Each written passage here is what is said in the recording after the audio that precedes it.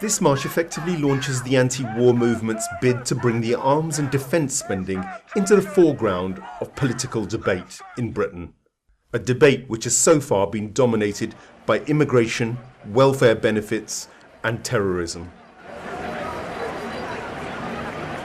What we're doing here today is, first of all, we surrounded the Ministry of Defence with some beautiful wool showing the world possible without nuclear weapons. This demonstration today is of ordinary people saying, we don't want to spend £100 billion on our ability to destroy the rest of the planet.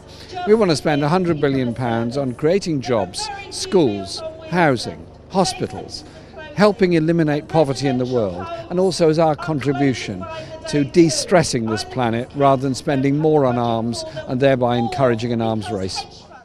At a time when austerity measures are being implemented, the question these protesters are asking is, how can we justify so much money being spent on a weapon system we can't afford?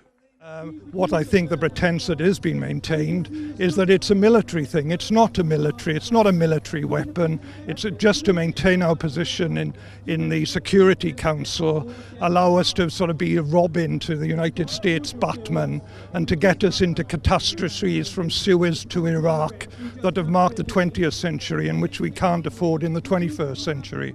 Speakers at the rally included Lindsay German from the Stop the War Coalition. Various political parties were also present. This week Parliament debated the renewal of the Trident nuclear missile system on an opposition motion, an SNP motion actually. And early next month the P5, Britain, France, Russia, China and the United States governments are all meeting in London to discuss their strategy for the Non-Proliferation Treaty review in May. Our message to them is the only strategy should be one of disarmament. That's what you're required to do by the initial treaty that was signed in 1970. Pro-Trident campaigners would argue that Britain's security would be undermined if we didn't have the nuclear weapons, and that Britain's arms industry actually provides employment and revenues.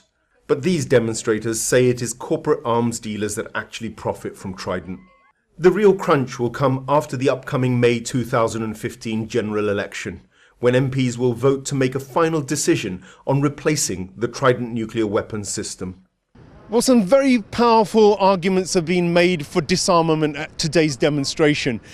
When one thinks about it, it really doesn't make sense for a Britain which is no longer an imperial power to be spending £100 billion on weaponry which it doesn't use. That's the point that's been made today, and it's a very powerful argument which the British public is going to have to consider at the next general election. Mohsin Abbas, Al Irtija TV, London.